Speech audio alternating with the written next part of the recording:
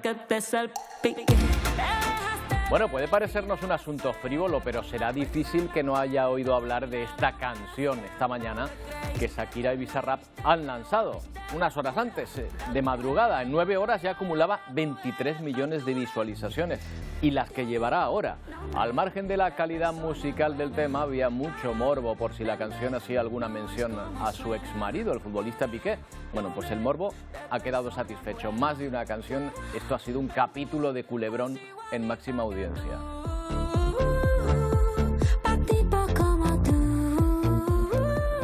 Y más que Shakira, que quieren que les diga, esto parece Pimpinela. ¿Qué tal? Buenos días. Ya ven que a veces lo más comentado no es necesariamente lo más importante.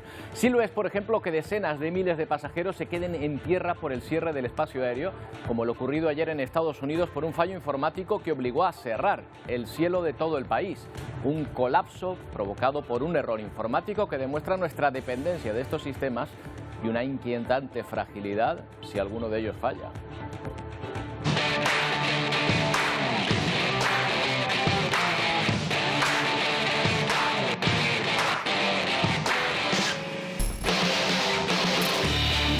Oficialmente lo que falló es un sistema para transmitir a los pilotos alertas en tiempo real, como pistas de despegue y aterrizaje cerradas o restricciones de espacio aéreo, por ejemplo.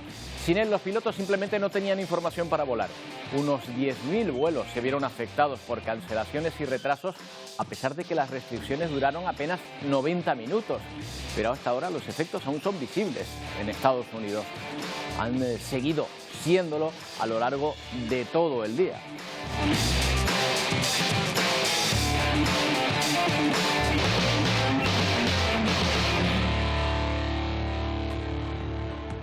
Y atención, porque en Canarias se restringe el tráfico aéreo de 10 a 11 de la noche. Nada que ver con lo ocurrido en Estados Unidos, pero enseguida les contamos las razones.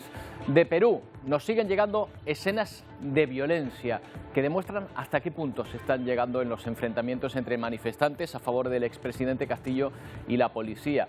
Aquí podemos ver, por ejemplo, a los manifestantes socorriendo a uno de los suyos. Ya han muerto más de 50 personas desde que comenzaron las protestas.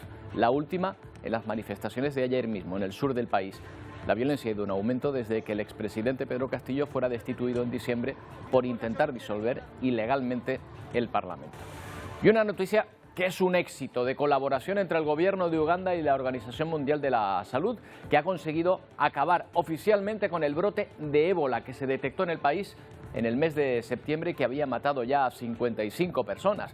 Las medidas de control han funcionado y han evitado que el virus se expanda después de 42 días sin que se notifique ningún contagio. Esta cepa de la enfermedad tenía una altísima mortalidad que acababa con la vida del 47% de los afectados. Otro asunto en la agenda informativa de hoy, la entrada en vigor de la derogación del delito de sedición y los cambios en la malversación. Surgen las dudas sobre si esto va a rebajar las penas de los condenados, como está ocurriendo con la ley del sí es sí.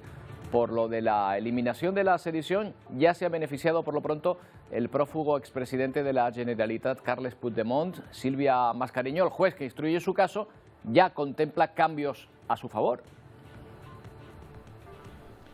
Sí, como decías, es la primera consecuencia de la entrada en vigor de esa reforma del Código Penal aprobada el pasado mes de diciembre que deroga el delito de sedición y rebaja las penas por malversación cuando no hay lucro. Ese auto del juez Llarena de más de 70 páginas en el que reformula la acusación contra Puigdemont retira del euroorden el delito de sedición, aunque mantiene su búsqueda y captura por malversación y desobediencia. Pero no será la única revisión de condena, porque el Tribunal Supremo también tiene que revisar las condenas del resto de los líderes del proceso, entre otros de Oriol Junqueras, y además afectará a otro tipo de casos. Por ejemplo, el primero, el caso Aquamet. El juez de ese caso de adjudicaciones fraudulentas de obras públicas ya le ha pedido a la Fiscalía que fije criterio al respecto. De la rebaja de la malversación se van a beneficiar también los políticos condenados por el referéndum ilegal en Cataluña, pero ¿podrían verse afectadas otras causas con condena en firme? Vamos a hablar sobre esto con Ignacio Rodríguez de la Riva, es abogado, especialista en Derecho Público y Procesal, socio de la Riva y Pastor Abogados. Ignacio, ¿qué tal? Buenos días. Roberto, buenos días. Encantado de estar con vosotros de nuevo. Gracias por atendernos, Ignacio. Oye, ¿puede darse un efecto similar con condenados por malversación al que está permitiendo, por ejemplo, rebajar las penas a violadores y agresores sexuales con condena firme? No es que se pueda dar, Roberto, es que se va a dar. El principio general de derecho internacional que tutelan todas las instituciones de derechos humanos, que es que las nuevas normas penales más beneficiosas para el reo se apliquen, pues se van a aplicar sin duda a todos los condenados por los delitos de malversación. Claro, pero estamos oyendo desde el Gobierno que no va a ocurrir así. ¿Se va a incluir algún tipo de cláusula o se ha incluido algún tipo de cláusula que lo impida? Bueno, cualquier cláusula que se pueda impedir iría en contra de la Convención Europea de Derechos Humanos, iría en contra de la Constitución española y, bueno, lo que diga el Gobierno a estas alturas, pues tiene la credibilidad, Roberto, que tiene. Date cuenta que lo que ha supuesto la reforma de la malversación es simple y llanamente retroceder 30 años en la lucha contra la corrupción y en contra de todas las recomendaciones de todos los organismos internacionales. Ahora el nuevo delito distingue entre si el acusado se queda con el dinero o no. Yo me pregunto, ¿en estos delitos siempre se puede demostrar si el acusado se ha quedado con el dinero que ha malversado? Hombre, realmente es difícil. Yo haría una primera división conceptual para clarificar, y es que una cosa es cuando el funcionario, la autoridad, el político se lleva un dinero, se lleva una comisión, eso ya lo pena el delito de cohecho, pero eso no se ha modificado. Y otra cosa es cuando el político o el funcionario administraban deslealmente un patrimonio ajeno. Eso es lo que se reformó en 2015, cumpliendo con los tratados internacionales y las recomendaciones de los organismos internacionales, y eso es lo que ahora se ha eliminado. Es decir, ahora, por supuesto, si alguien se beneficia directamente o beneficia a otra persona directamente, sigue habiendo malversación y esas penas no se han modificado. Lo grave es cuando ese beneficio lo tiene el político de forma indirecta en un futuro. O sea, si se diera el caso ahora que un político determinado, en lugar de quedarse con el dinero, pues obtuviera otro tipo de beneficios, yo que sé, crear una red clientelar, por ejemplo, para salir votado en las próximas elecciones, o beneficiar a una empresa para encontrar un trabajo posteriormente o encargos que esa empresa le haga, ¿eso cómo se condenaría ahora?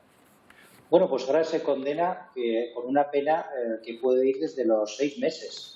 De prisión. Es un delito que va a tener ahora una prescripción de solo 5 años, que prácticamente no pena cuando se tejen esas redes clientelares y se riega con dinero público a favor de terceros, de amigos o conocidos. Singularmente el caso de los ERE quizás sea el más prototípico, y eso es lo que intentó corregir la reforma del 15. Fíjate que, por ejemplo, con el Código Penal anterior al 2015, el caso del Palmarena, cuando se adjudicaban determinados contratos, quedaban impunes, porque el Tribunal Supremo dijo, no, los contratos se hicieron. Otra cosa es que los contratos no fueran beneficiosos ni necesarios para la Administración, pero como se hicieron, se pagan y no hay malversación. Eso se quiso corregir en el 2015 y eso es lo que ahora nos ha quitado la última reforma legislativa. Es decir, ahora esos beneficios indirectos que van a obtener los políticos van a quedar prácticamente impunes en la práctica, aunque sí que tienen una penalidad, pero la tienen tan reducida que en la práctica van a quedar libres, ¿no? Claro, hay otro asunto del que quizá no se está hablando tanto, pero que también, desde el punto de vista de la instrucción de la causa, es importantísimo. La prescripción del delito de malversación pasa de 10 años a 5. Claro, a veces instruir una causa de estas es mucho más... En el tipo reducido que estábamos hablando, es decir, cuando no tiene un beneficio el político directo o no hay un tercero que tenga un beneficio directo. Por ejemplo, si un político le perdona la tributaria a una persona, eso sigue siendo una malversación en toda regla de las de antes. Estamos hablando del otro supuesto, el supuesto de beneficiar a los amigos, el supuesto de utilizar recursos públicos para una finalidad para la cual no están previstos. Es decir, si yo cojo el dinero del presupuesto de mi ayuntamiento y en vez de dedicarlo a prestar los servicios públicos estoy obligado, pues lo dedico a subvencionar asociaciones y gente afín, ¿no? Claro, pero en esos casos, en 5 años, la instrucción de esos delitos es sumamente compleja. Claro, hay una complejidad. Se me ocurre a bote pronto que 5 años es un año más que una legislatura. Es decir, cuando alguien enlace 2 legislaturas, a lo mejor no hay auditoría sobre lo hecho en la primera y todo lo que haya ocurrido en la primera queda impune. No se podría ir a juicio con eso, ¿no? Ese es el gran riesgo y sobre todo teniendo en cuenta, Roberto, que son procedimientos muy complejos en los que la instrucción penal dura años. Piensa, por ejemplo, en el caso de la operación Púnica, que empezó en el año 2014 y aún sigue en instrucción la práctica totalidad de las piezas. Desde el punto de vista de derecho comparado, ¿cómo nos sitúa en la lucha contra la corrupción esta forma de tratar la malversación? ¿Nos permite agilizar los procesos, a lo mejor, como no sé, lo pueda estar haciendo algún otro país europeo, o no? No, nos pone a la cola de los países civilizados y la lucha contra la corrupción. Porque precisamente lo que se tiende a evitar es que el político pueda utilizar el dinero público, que es de todos, para satisfacer sus intereses personales, aunque no se lo lleve él en la cartera.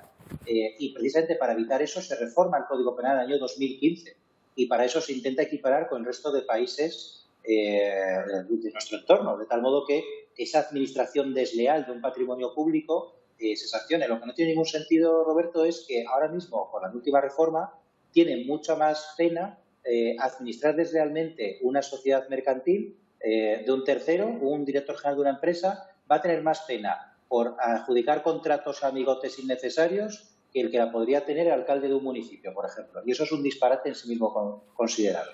Bueno, pues veremos, hoy entra en vigor y veremos qué es lo que ocurre y si se produce también ese goteo ahora de rebaja de penas y excarcelaciones como ha ocurrido con otras normas, aunque el Gobierno asegura que no. Veremos qué es lo que ocurre. Gracias, Ignacio. Buenos días. Gracias a ti, Roberto. Un abrazo.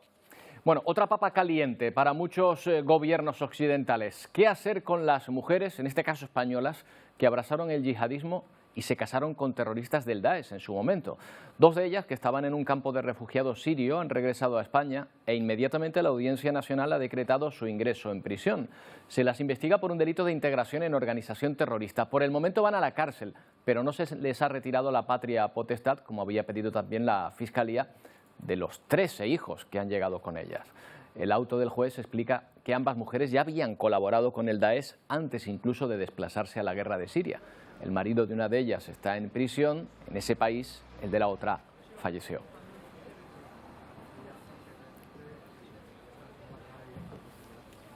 Brasil busca ahora a los autores intelectuales del violento asalto de los 3 poderes del Estado, mientras los simpatizantes de Bolsonaro parecen reorganizarse y vuelven a convocar marchas por todo el país para desafiar al actual presidente, Lula da Silva. Nos cuenta los detalles Eduardo Castro. La explanada de los ministerios fue cerrada nuevamente el miércoles tras la amenaza de nuevas manifestaciones. El gobierno federal de Brasil reforzó las medidas de seguridad en Brasilia con todo el equipo policial del Distrito Federal. Sin embargo, hasta el momento no hay registros de movimientos afuera de la normalidad. También ha afirmado el interventor de la policía de Brasilia que todo está siendo monitorado y la convocación de protestas en 20 ciudades de Brasil no ha hecho muchos bloqueos. No hay bloqueos o incluso en carreteras ni detención de manifestantes nuevos desde que respeten la orden. La multa en caso de incumplimiento es 20.000 reales para los individuos, 100.000 para las empresas por hora. Más de 1.000 sospechosos de participar en actos vandálicos siguen detenidos en Brasilia. Pueden llegar a penas de 4 a 12 años de reclusión. En Perú las protestas crecen en violencia y se expanden en el sur del país con nuevos incidentes en Cusco, donde ha fallecido una persona, 28 manifestantes y 6 policías resultaron heridos. Con más de 50 muertos, este estallido de violencia es el peor que ha vivido el país andino en más de 20 años. La policía tiene un detenido y la población no quiere soltarlo. Son partidarios de Pedro Castillo, avisan que no detendrán su lucha a pesar de las medidas tomadas por el gobierno presidido por Dina Boluarte. La lucha va a continuar, compañeros. Después nos vamos a ir a Lima, compañeros. Se dirigen a la capital, Lima, para hacer oír sus voces. Todas las provincias ya han venido acá a la capital de Cusco. Ahora mira cómo nos trata. Piedra en mano tratan de hacer frente a las fuerzas de seguridad.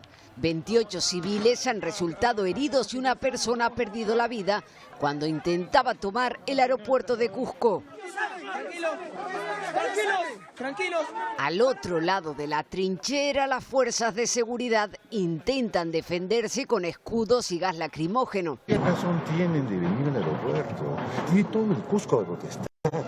Que vamos a simular a a Puno. 6 policías también han tenido que ser trasladados al hospital. Queremos manchar de sangre, vamos a estar lanzando piedras. Yo estaba ahí, o sea, a mí no me han contado. Yo he estado presente acá, tengo un golpe en una piedra en mi pierna. Y es que desde que comenzaran las protestas, hace 2 meses, cerca de medio centenar de personas han perdido la vida. Y permanezca para siempre. Esto es Bolivia, donde las marchas a favor de la liberación del principal líder de la oposición, Luis Fernando Camacho, se han saldado también con numerosos incidentes después de que un grupo de simpatizantes del actual gobierno trataran de reventar estas manifestaciones, hasta ese momento pacíficas. La policía tuvo que intervenir hasta bien entrada la noche para desalojar a los grupos afines al Ejecutivo y a las plataformas de protesta en contra. Hasta ahora ya se ha restablecido el orden en la ciudad.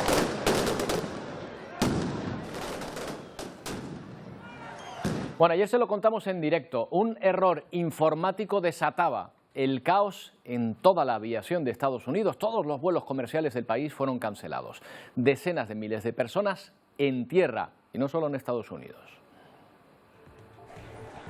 Todo comenzó con este Twitter donde la Administración Federal de Aviación del país anunciaba que el sistema de notificación de emisiones aéreas estaba fallando. Una información indispensable para que los pilotos puedan despegar. Notifica posibles problemas o restricciones de vuelo durante la ruta. Proporciona a las aerolíneas y pilotos, dice este analista, toda la información relacionada con la aviación del país. Pistas cerradas, restricciones de cualquier aeropuerto, altitudes, enfoques, métodos de aterrizaje según las pistas.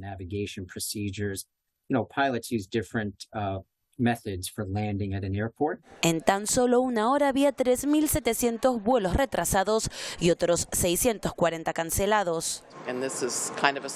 Esto es una sorpresa, no recuerdo que haya sucedido antes. Entiendo que la gente que tiene compromisos de trabajo seguramente es un fastidio. Para uno que está de vacaciones, nada. En total fueron más de 7.000 vuelos afectados por todo el mundo. Cuando ocurrió ya estábamos dentro del avión y tuvimos que bajarnos. Por el momento se desconocen los motivos de esta avería. La propia Casa Blanca está investigando lo ocurrido. Esta ha sido la primera vez que Estados Unidos suspende las salidas de los vuelos domésticos desde los atentados del 11 de septiembre de 2001. Un auténtico desastre, sobre todo para los pasajeros afectados que todavía hoy no han recuperado la normalidad en buena parte de esos aeropuertos. Tomás Virseda es secretario general de SPICA, el sindicato de controladores. ¿Qué tal, Tomás? Buenos días. Buenos días, Roberto. Bueno, cuéntanos qué es este sistema en concreto que falló y que impedía volar a los aviones ayer. ¿Para qué sirve? Pues el sistema que falló en Estados Unidos es el que de toda la vida hemos conocido, es herencia de lo que siempre se llamó aviso a navegantes, actualmente conocido con las siglas NOTAM, de notificación a las personas que realizan trabajos aéreos. No es nada más que una información relevante y fundamental para la realización de vuelos seguros. Información que incluye el estado en el que se encuentra el aeropuerto de salida y de destino o los problemas que pueden encontrar durante la ruta. En estos NOTAM, en estas notificaciones a navegantes, se incluyen, por ejemplo, cuando sucedió la erupción volcánica, dónde se encuentran las cenizas volcánicas, por dónde no se puede transitar o en qué aeropuertos ha sucedido alguna circunstancia que impide aterrizar en ellos. O sea, digamos que... Sin esa información no es posible realizar un vuelo seguro. Ahí voy. ¿Vuelan a ciegas respecto a las noticias o a la información de última hora que se pueda producir durante el vuelo, no? Las notificaciones de vía NOTAM es una notificación previa que se recibe con antelación a la realización del vuelo o en circunstancias excepcionales durante la realización del vuelo, pero son básicas para la preparación del mismo. La seguridad nunca ha estado en cuestión porque el eslabón final de la cadena, que somos controladores y pilotos, no hemos sido afectados por este error informático. Entonces todos los vuelos se han realizado con seguridad, pero los que tenían que realizarse pues no podían prepararse con la seguridad que esta operación requiere y por eso se cancelaron. Claro, uno piensa que la torre de control es la que se encarga de avisar de todas estas cosas, pero ya vemos que hay sistemas que lo hacen. ¿Esto es un sistema moderno o visto lo de ayer, se ha quedado algo obsoleto? Claro, el problema que está sucediendo es que los avances tecnológicos son tan rápidos que aplicarlos en sectores estratégicos como el de la navegación aérea pues requieren de unos tiempos mayores de los que pueden aplicarse a otro tipo de negocios o a otro tipo de circunstancias y generan, por la propia seguridad que nuestro tráfico aéreo requiere, generan este tipo de inconvenientes y de dificultades para el pasajero, que no son nada más que revertir en la seguridad que este medio de transporte siempre ha hecho gala, que es un tráfico prácticamente 100% seguro, donde no hay prácticamente accidentes.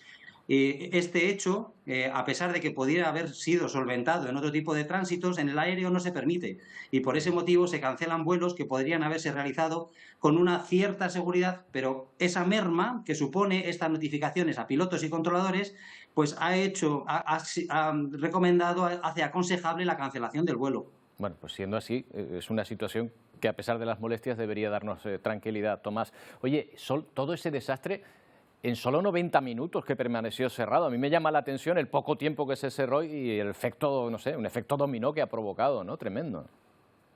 Efectivamente, porque el tráfico aéreo está tan saturado que cualquier incidencia menor que se suceda por cualquier evento acumula retrasos y hace un efecto dominó, un efecto cadena, que hasta que se desenreda la madeja, pues requiere de horas que llevan a una operación normal.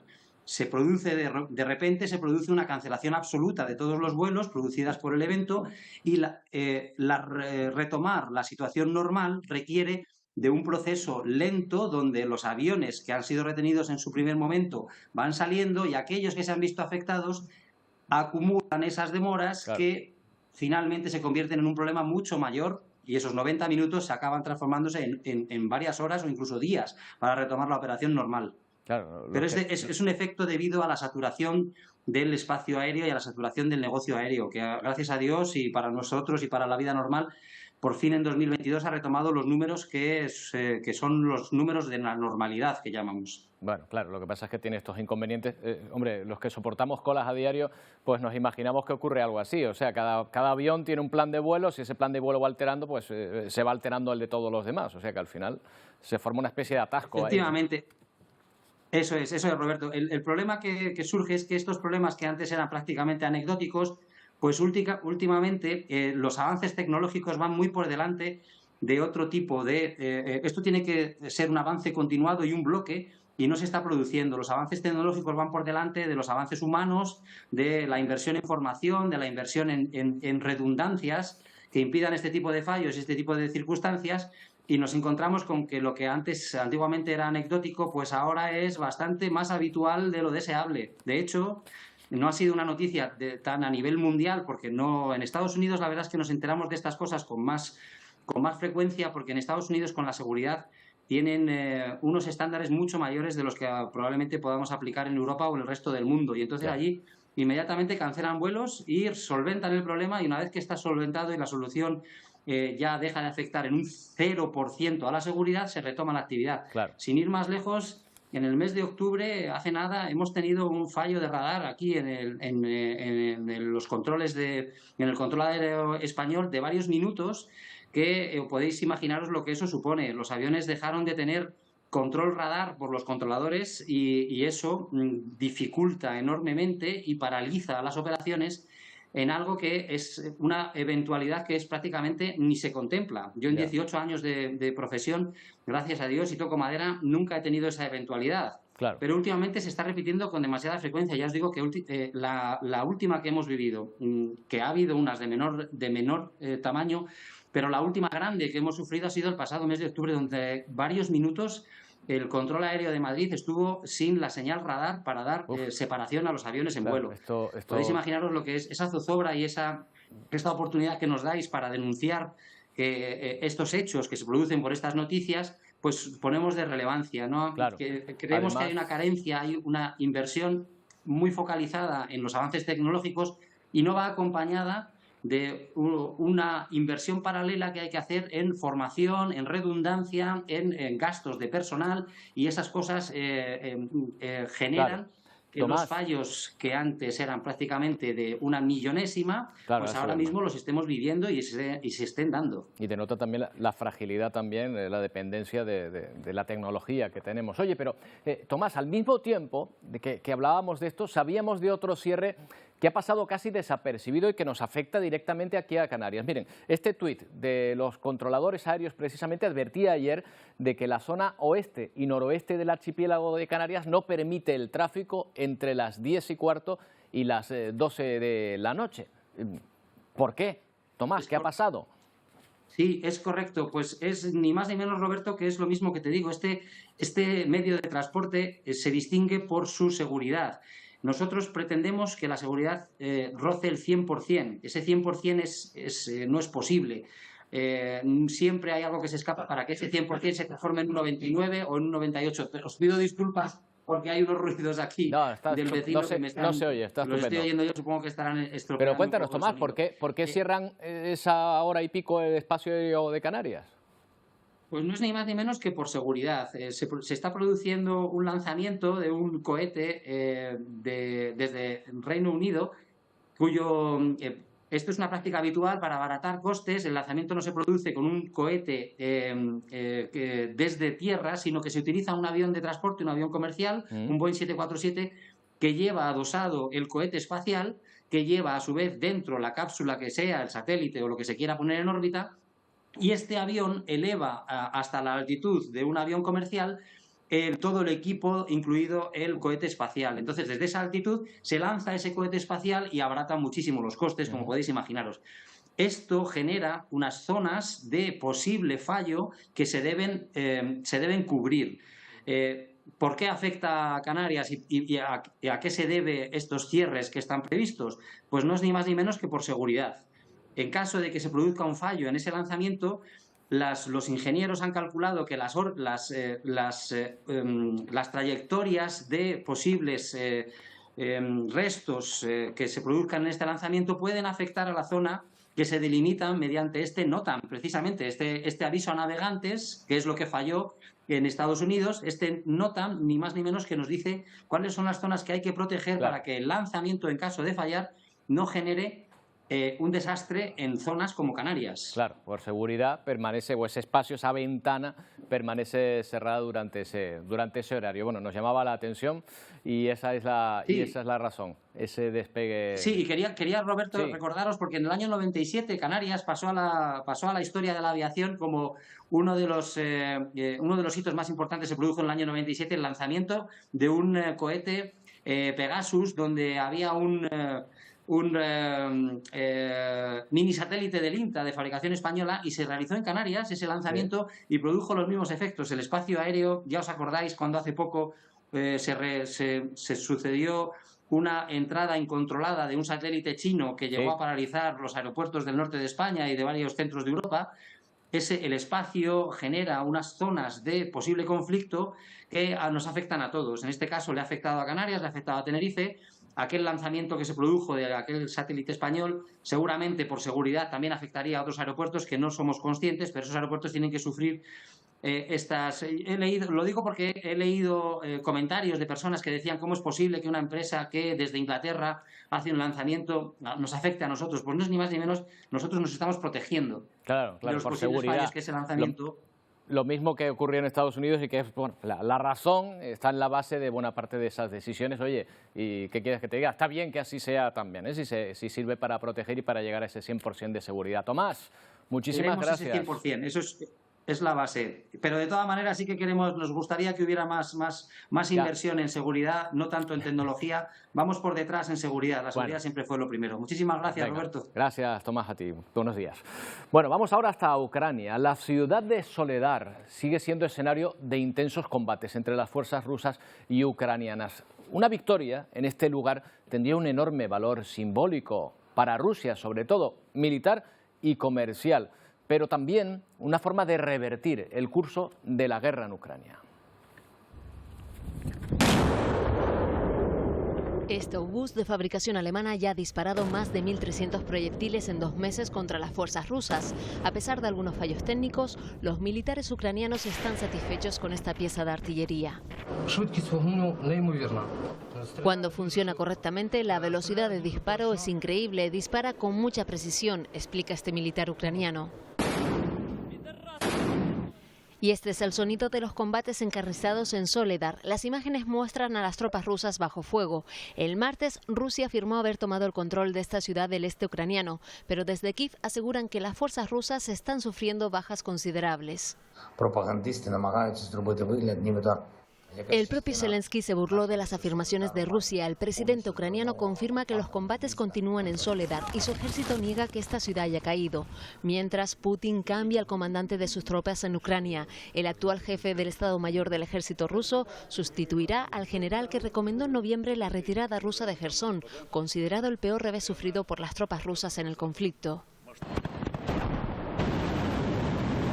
La conquista rusa de Soledar no solo sería la primera gran victoria rusa en más de medio año, sino que allanaría el camino para atacar Bakhmut, que ha resistido durante meses y sería un trampolín en el impulso de Moscú para capturar la región industrial del este de Donbass en Ucrania.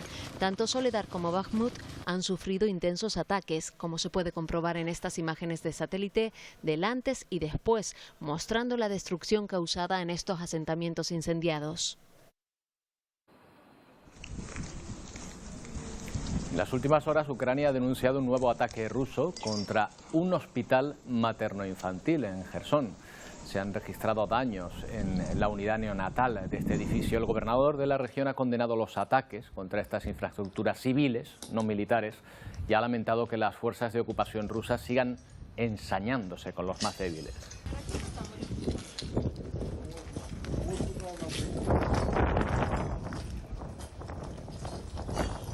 Bueno, una imagen en directo que nos llega de nuevo desde Alemania. Ayer estuvimos siguiendo este tema durante nuestro programa, lo recordarán, en el pueblo de Lützerath, un pueblo deshabitado que va a desaparecer para ampliar una mina y que cientos de ecologistas utilizaron para manifestarse, para evitar la ampliación de esa mina de carbón.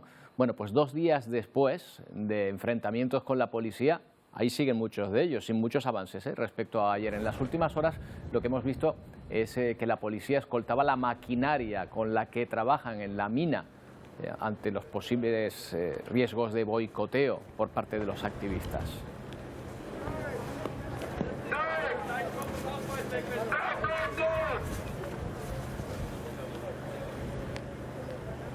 Bueno, y en un momento vamos a escuchar de nuevo la canción del día.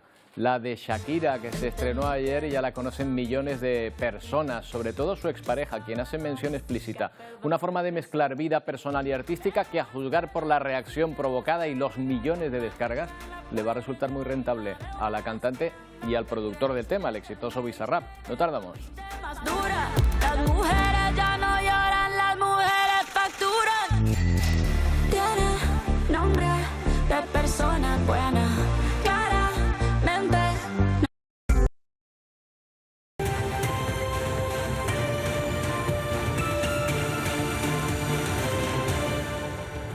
11:41 minutos de la mañana, retomamos la información en Ciudad de México. Su metro no deja de dar sustos en la última semana. Estas imágenes son de ayer, un fuego en un vagón en uno de los trenes de esa ciudad. Pese a lo aparatoso de este accidente, no ha habido que lamentar heridos. El problema es, como decimos, que se suceden los incidentes en el suburbano del DF. La semana pasada una persona murió, 54 resultaron heridas en el choque entre 2 trenes.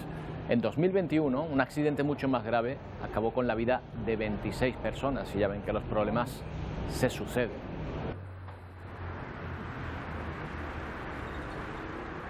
Mucho más grave ha sido lo ocurrido en China, donde 5 personas han muerto y otras 3 heridas después de un atropello de un vehículo que se dio a la fuga. Además podemos ver las imágenes.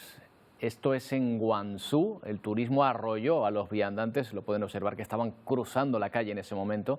Los afectados quedaron tirados en el suelo. En un primer momento fueron socorridos por los testigos que vieron lo ocurrido, por el coche, como decimos, se dio a la fuga. Las autoridades ya han dado con él y lo han arrestado.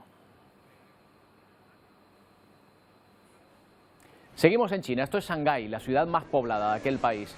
Un huésped atravesaba con su vehículo deportivo las cristaleras de un hotel de lujo. Y lo hacía adrede, Esto no era un accidente. mantuvo una disputa con el personal de las instalaciones y ni corto ni perezoso metió su coche dentro del vestíbulo. Un grupo de personas intentó detenerlo. El conductor ya ha sido detenido. No ha habido heridos aquí, por suerte.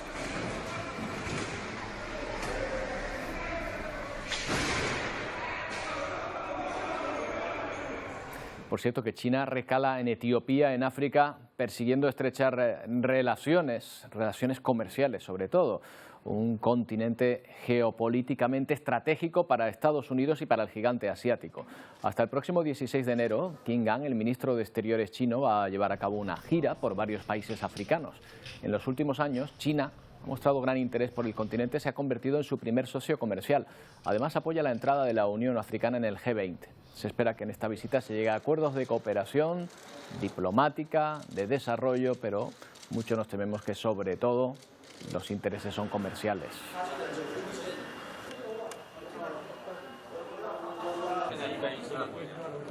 Bueno, vamos hasta ese continente con nuestro especialista Pepe Naranjo. ¿Qué tal, Pepe? Buenos días. Buenos días. Lo hemos comentado otras veces aquí, pero bueno, China está teniendo una presencia enorme, ¿verdad?, en el continente y en los últimos años más.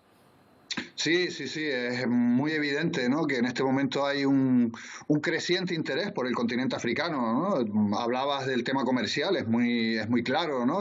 África es un inmenso mercado con una población cada vez pues más numerosa, muy joven, es muy interesante. Y luego, por supuesto, el tema de las materias primas. Y ahí Estados Unidos, China, Francia, Gran Bretaña y algunos países como India, Brasil, etcétera, llevan una delantera importante que desgraciadamente, pues bueno, otros países como España no se han metido, digamos, de lleno en esa carrera todavía. Bueno, por lo menos España es noticia también porque está intentando precisamente hacer negocios con África, aumentar su influencia en ese continente a través de la visita del ministro de Asuntos Exteriores, que ha iniciado una gira por varios países de este continente ahora mismo, Níger, Nigeria y Guinea-Bissau concretamente, ¿verdad? Eso es, ¿no?, un poco lo que comentaba. España está tratando de recuperar, por así decirlo, ese terreno perdido y digamos que entrar en África de una manera un poco más decidida de lo que ha hecho hasta ahora, ¿no? Hay una gira que se está llevando a cabo en este momento del ministro Álvarez, que ha empezado en Níger. Hay que recordar que Níger hoy por hoy es un país clave en toda la arquitectura de defensa y seguridad en la zona del Sahel, que hemos hablado tantas veces con esta amenaza terrorista, yihadista que se extiende por distintos países, y también es clave en el tema migratorio. La Unión Europea se apoya mucho en Níger para tratar de frenar la llegada de migrantes sobre todo al Mediterráneo. Luego está en Nigeria también, incluida en esta gira, donde el principal interés es el tema energético, sobre todo el petróleo y el gas. Nigeria es un gran suministrador de gas y petróleo a la Unión Europea, y en el contexto actual con el gas ruso, con los problemas que hay, con la guerra de Ucrania, etcétera, Nigeria, digamos, que está adquiriendo un mayor protagonismo todavía. Y luego Guinea-Bissau, por último, porque el presidente de Guinea-Bissau es el actual presidente de la CEDEAO, del Organismo Regional de África del Oeste, y hay un interés enorme en tener muy buenas relaciones con esta región del mundo, lo cual quiere decir que España está tratando, pues eso, de recuperar y de tener una presencia mayor en África subsahariana. Oye, Pepe, también ha sido noticia en Senegal, donde tú resides habitualmente, un terrible accidente de guagua que ha conmocionado a todo el país, lo hemos comentado en estos últimos días, hasta el punto de que se declaró un día de luto oficial por ese accidente. Sí. Sí, fueron 40 muertos y más de 100 heridos. Un choque frontal entre dos guaguas que circulaban a unos 250 kilómetros de Dakar, que circulaban por la noche. De hecho, el gobierno, una de las primeras medidas que ha adoptado es prohibir la circulación nocturna de las guaguas y de los set plus, que se llaman aquí, de estos taxis colectivos, que no circulen entre las 11 de la noche y las 5 de la mañana, porque te digo, yo que resido en Senegal y he tenido que utilizar este medio de transporte, la verdad es que a veces da mucho miedo cuando vas por la noche, las carreteras no son las ideales y van a una velocidad altísima. En este caso parece ser que fue un neumático que se reventó, perdió el control una de las guaguas y se fue de frente contra la otra guagua. Y claro, aquí lo de los cinturones de seguridad en la guagua y estas cosas, pues en fin, claro, no son precisamente de uso generalizado, ¿no? Con lo cual ha sido realmente terrible. Claro, eso ha empeorado todavía más el accidente. Cambiamos de escenario. Pepe, vamos hasta Kenia. También se produce allí una noticia importante, el asesinato de un modelo y activista gay. Los grupos de derechos LGTB alertan de que la víctima fue víctima de un crimen de odio. ¿Quién era Edwin Chiloba, Pepe? Pues sí, hay una enorme conmoción en Kenia, yo diría que incluso en toda África, sobre todo en la comunidad LGTBI, ¿no? Porque estamos hablando de un chaval de 25 años, estudiante de diseño de moda y ya diseñador de moda y modelo, muy conocido en Kenia porque salía en las redes sociales vestido muchas veces de mujer en actos de reivindicación también de otra manera de entender la moda, del diseño, la manera de vestir. Él se autodefinía como queer y apareció su cadáver metido en una caja de metal el día 4 de enero en una cuneta en Kenia. Parece ser que Edwin Chiloba fue asesinado el día 1 de enero, además de una manera bastante brutal. La autopsia que acaba de salir ha revelado que fue torturado, le metieron calcetines en la boca, lo mataron por asfixia y luego lo metieron en esta caja de metal y lo arrojaron a la cuneta. Y ahora mismo hay 5 personas que están detenidas. Una de ellas, una de esas personas, el principal sospechoso, es un fotógrafo de 24 años con quien mantenía según la policía, con quien mantenía una relación. Independientemente de las razones que han llevado a este asesinato, es evidente que en Kenia se han producido muchísimos asesinatos de personas LGTBI, de la comunidad LGTBI, en los últimos años. Y esto es algo muy grave, lo están denunciando las organizaciones de derechos humanos, que parece ser que los cuerpos de los activistas LGTBI son, digamos, frecuentes víctimas de este tipo de crímenes, ¿no? Y esto yo creo que es lo terrible, ¿no? Bueno, y de una mala noticia a una muy buena, Pepe, porque Uganda acaba de anunciar que ha terminado con el brote de ébola que desde el mes de septiembre había matado prácticamente a medio centenar de personas. Además, ojo, un brote de ébola con una mortalidad altísima, del 47%. Sí, qué bueno que terminemos, ¿no?, con una buena noticia, y es efectivamente desde el 20 de septiembre que se declaró el brote de ébola hasta ayer. Hemos tenido pues ahí unos meses en los que Uganda ha hecho frente a una epidemia, la séptima que vive en su historia, que ha provocado 55 muertos y más de 140 contagios, que al principio parecía que iba a ser muy complicada de controlar porque no existía y no existe todavía una vacuna para la cepa sudanesa del ébola, que es la que ha sido en este caso, pero aplicando medidas de control, confinamiento de ciudades, suspendieron las clases 2 semanas antes de las Navidades para que los niños no tuvieran ese riesgo, etcétera, pues han podido controlarlo. Así que siguen en alerta porque ya sabemos que el ébola puede haber rebrotes incluso después de que acabe la epidemia, pero la buena noticia está ahí, y es que Uganda ha conseguido controlar esta epidemia y por fin podemos decir que ahora mismo Uganda está libre de ébola. Venga, pues terminamos con esa buena noticia hoy. Gracias, Pepe, un abrazo. Un abrazo, hasta la semana que viene. Bueno, precisamente en su visita a Níger, no abandonamos el continente africano, el ministro de Exteriores ha confirmado que España y Marruecos van a celebrar su primera reunión de alto nivel en febrero. Pero los ministros de Podemos han desechado acudir a esa cumbre, mostrando su rechazo por el giro del presidente Pedro Sánchez respecto al Sáhara. Solo irán ministros socialistas al encuentro. El ministro de Exteriores ha quitado hierro al asunto. En Barcelona va a haber una cumbre importantísima con Francia. No van a estar todos los miembros del gobierno y la vicepresidenta, así de memoria, ha estado en algunas cumbres y en otras no. Por lo tanto, bueno, una normalidad de que irán aquellos ministros que tengan temas que tratar con sus homólogos. Bueno, es difícil que a esta hora de la mañana, no digo ya que haya oído hablar de la canción, que haya hablado de la canción de Shakira y Bizarrap, lanzada esta madrugada y que en 9 horas ya había acumulado 23 millones de visualizaciones. A esta hora deben ser muchísimas más. La letra apunta directamente a su exmarido, al futbolista Piqué.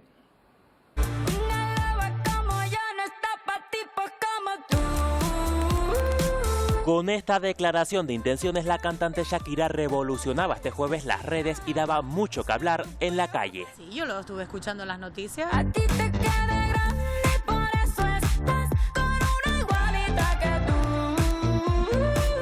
tú. Su último tema junto al productor argentino Bizarrap apunta directamente a su expareja, el exfutbolista Gerard Piqué, por sus supuestas infidelidades. Y él lo ha hecho, pues se tiene que tener las consecuencias. Que le toque una canción en indirectas me parece bien, pero tantos, no sé, me parece excesivo. Directa total, o sea, indirecta ninguna, directa a él. Una letra que generaba también multitud de memes en las redes sociales. Yo valgo por 2 de 22. Cambiaste un Ferrari por un Twingo. Cambiaste un Rolex por un Casio. Vas acelerado, dale despacio. Buenísimo, le dio por todos lados. Es libre, pero sinceramente al final le da más protagonismo a él. Fenomenal, brutal.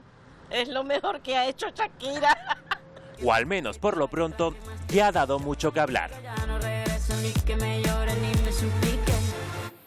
Tenemos un punto cotilla todos, porque ya no es solo la calidad de canciones, que nos daba moro a ver qué decían del tema. Pedro, Wendy, ¿cómo echamos de menos a Pimpinela? En otro estilo. En estos casos sí, la verdad.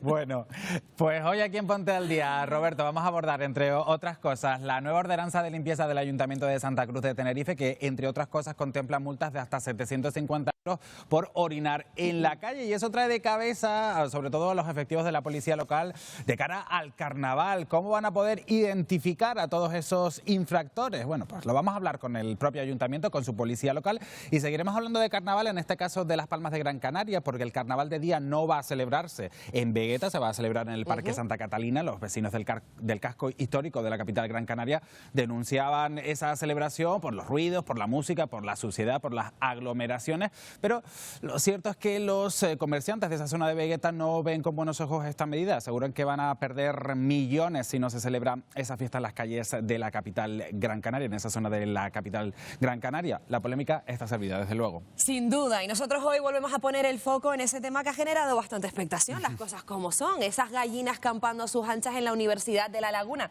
Pues bien, nosotros hemos conocido que esta institución ha ordenado contratar a una empresa de plagas, pues bueno, pues para eliminar el problema. ¿Qué pasa ahora? Pues que los alumnos se oponen a esta medida. ¿Qué va a pasar, se preguntan, con estos ejemplares que capturen esta empresa? ¿Qué va a pasar con las gallinas? Quédense con nosotros, que hoy les vamos a desvelar qué va a pasar.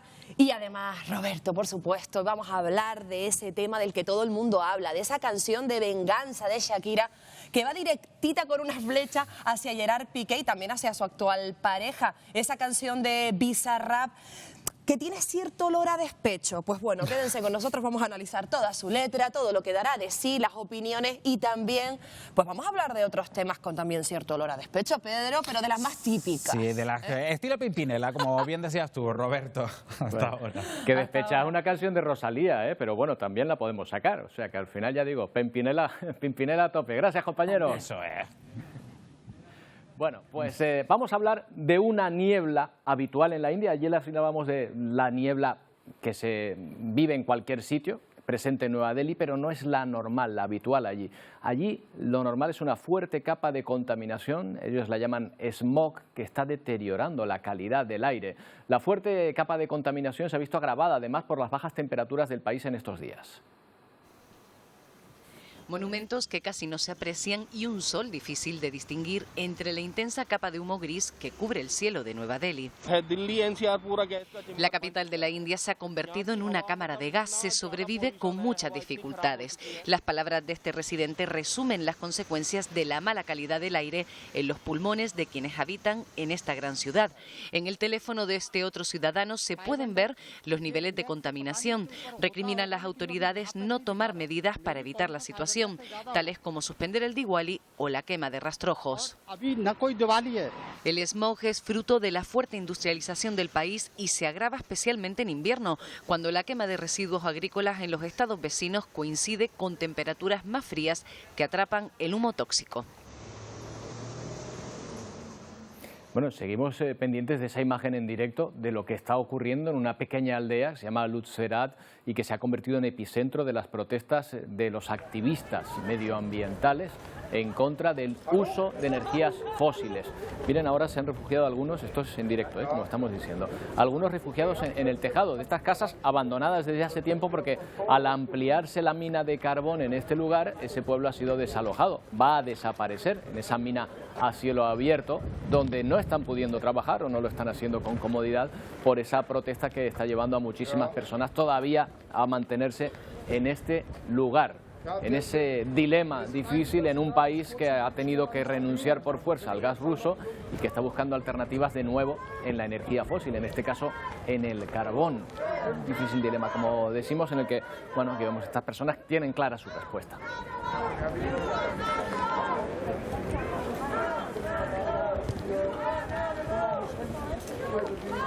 Y tras las fortísimas tormentas caídas ayer en California, en Estados Unidos, sigue la situación de caos en aquel estado. Ese equipo de rescate, por ejemplo, llevaba a bordo o arrastraba el cadáver de una mujer encontrado en un coche hundido.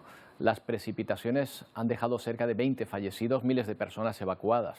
Los servicios de emergencia intentan rescatar a algunas personas utilizando motos acuáticas. El nivel del agua ha subido 61 centímetros.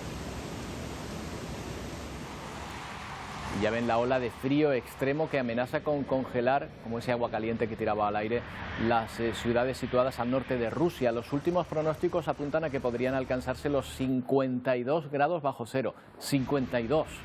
Una temperatura inconcebible para nosotros, que no asusta, sin embargo, a los residentes de ciudades como Yakutsk, donde los termómetros suelen llegar durante los meses de enero al menos a 38 grados bajo cero. Y hoy nos vamos a ir visitando la ciudad china de Harbin, muy al norte también, y donde hace muchísimo frío, tanto que se pueden permitir el lujo de organizar el Festival Internacional de Hielo y Nieve. Ahí ven una muestra.